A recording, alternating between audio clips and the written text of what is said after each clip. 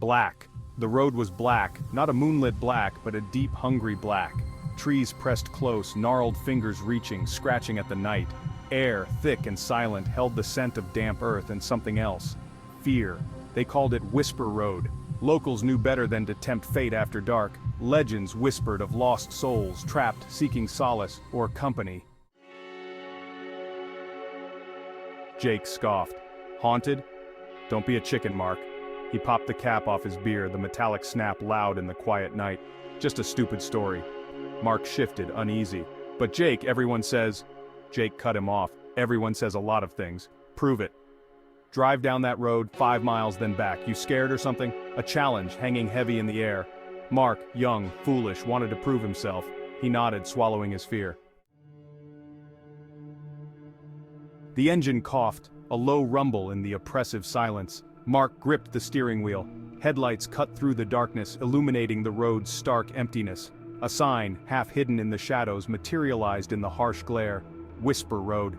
Hand-painted letters dripped with something that looked eerily like blood. Mark shivered, a sudden chill racing down his spine. He pressed on, the dare echoing in his ears. A sputter, a groan. The engine coughed again, this time refusing to catch. Mark swore, hitting the steering wheel in frustration.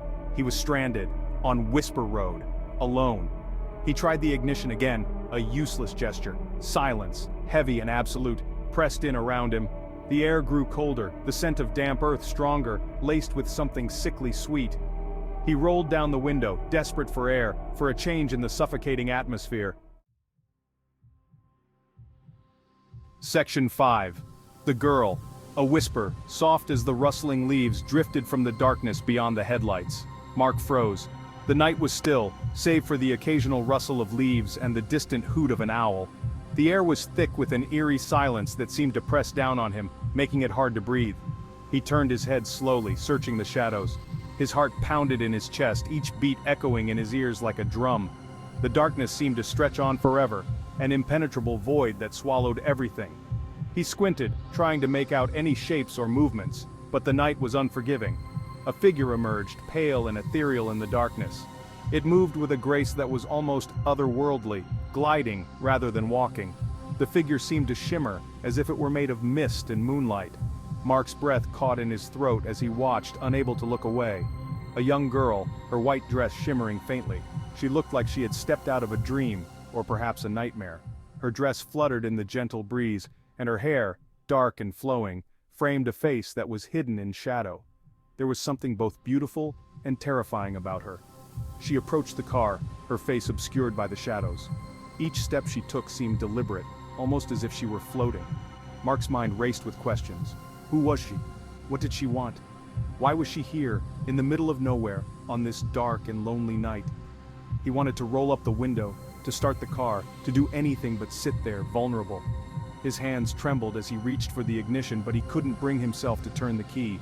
It was as if an invisible force was holding him back, keeping him rooted to the spot. But fear, icy and paralyzing, held him captive. It wrapped around him like a cold, unyielding chain, making it impossible to move. His mind screamed at him to do something, anything, but his body refused to obey.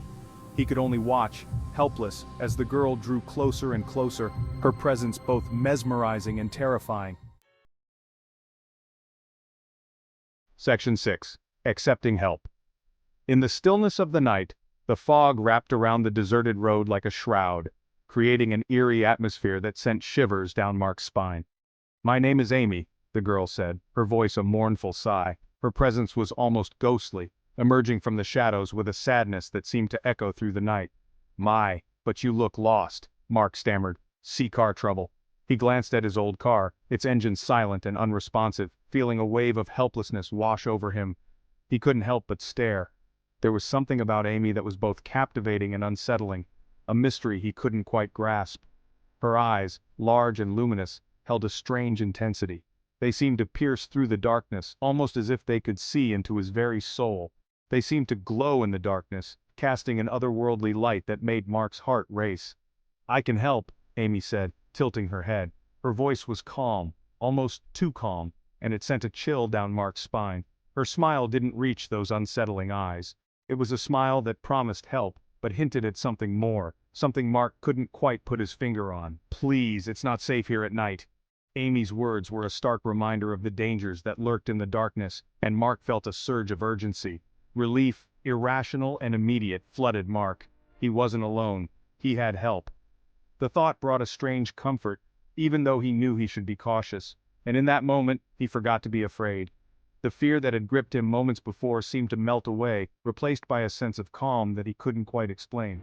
Amy's presence, though mysterious, was oddly reassuring. He took a deep breath, feeling the tension in his shoulders ease. Maybe, just maybe, everything would be all right. He looked at Amy, her figure almost ethereal in the dim light, and nodded. "Thank you," he said, his voice barely above a whisper. Amy's smile widened, and for a brief moment Mark thought he saw a flicker of warmth in her eyes. But it was gone as quickly as it had appeared, replaced by that same unsettling intensity. "Let's get you out of here," she said, turning towards the dark forest path. Mark hesitated for a moment, glancing back at his car, but the thought of staying alone in the dark was far more terrifying than following this mysterious girl. He took a step forward, then another, until he was walking beside her. The night seemed to close in around them, the fog thickening with each step. But with Amy by his side, Mark felt a strange sense of security. He didn't know who she was or where she had come from, but in that moment, none of it mattered. All that mattered was that he wasn't alone. And for the first time that night, he allowed himself to hope. Section 7. Vanishing. Amy directed him down a narrow, overgrown path barely visible in the darkness. "Just a little further," she assured him, her voice a soft whisper beside him. He followed, each step taking him deeper into the woods, further from the road, from safety. He glanced back. Amy was gone, vanished. Panic, cold and sharp, pierced through the fear. He was alone. Truly alone. He spun around, searching for the path, for the road, for anything familiar. Section 8. Running. He ran. Branches whipped at his face, tore at his clothes, but he didn't stop. He had to get out. Away from Whisper Road, away from Amy, away from the oppressive silence that seemed to cling to him. Every shadow seemed to hold a threat. Every rustle of leaves sent his heart pounding against his ribs. He didn't dare look back. He couldn't bear to see what might be behind him. Section 9. No escape. He burst through the trees, gasping for breath, only to come to a halt, his blood turning to ice. He was back at his car. The road stretched before him, empty and silent. He spun in a circle, frantic, disoriented. He was trapped. Whisper Road held him fast, wouldn't let him go. Despair washed over him, cold and heavy. He sank to his knees, the weight of his fear crushing him. Section 10. Acceptance. A cold hand on his shoulder. He flinched, but didn't resist. He knew who it was. Amy's face swam into view, her features blurry, indistinct. "Lost," she whispered, her voice mournful. He looked into her eyes, those glowing bottomless pits, and understood. He wasn't going home, he was already home, on Whisper Road. Forever. Section 11.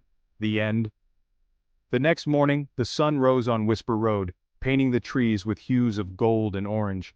The light seemed to chase away the shadows of the night before, casting a warm glow over the eerie landscape. It was as if the forest itself was trying to forget the events that had transpired, to wash away the memories with the dawn. Birds sang, their cheerful melodies a stark contrast to the previous night's silence. The road lay empty, devoid of any signs of life. The chirping of the birds was almost too cheerful, too bright for the somber mood that hung in the air. It was as if nature was trying to put on a brave face, to pretend that everything was normal, even though it was far from it. No sign of Jake's car, no sign of Mark. The road was as deserted as it had been the night before, with no clues left behind to hint at what had happened. It was as if they had simply vanished into thin air, leaving nothing but questions in their wake. The emptiness of the road was almost suffocating, a stark reminder of the mystery that still lingered. Only the wind whispered through the trees, carrying with it the faintest hint of a sigh. The rustling leaves seemed to be whispering secrets, secrets that the forest would never reveal. The wind's gentle caress was almost comforting, a reminder that life went on, even in the face of such inexplicable events. But the sigh carried a weight, a sense of loss that was hard to ignore. Some stories, they say, never truly end. They linger like echoes in the wind, waiting to be heard. The forest path seemed to stretch on forever, disappearing into the mist as if inviting the curious and the brave to uncover its secrets. The sense of mystery was palpable, a reminder that some questions might never be answered, and some stories might never find their conclusion. They linger like ghosts waiting for the next soul foolish enough to tempt fate on Whisper Road. The road stood as a silent sentinel, a guardian of its own dark history. It was a place where the past and the present seemed to merge, where the line between reality and the supernatural blurred. Whisper Road was more than just a road, it was a story, a legend, a warning.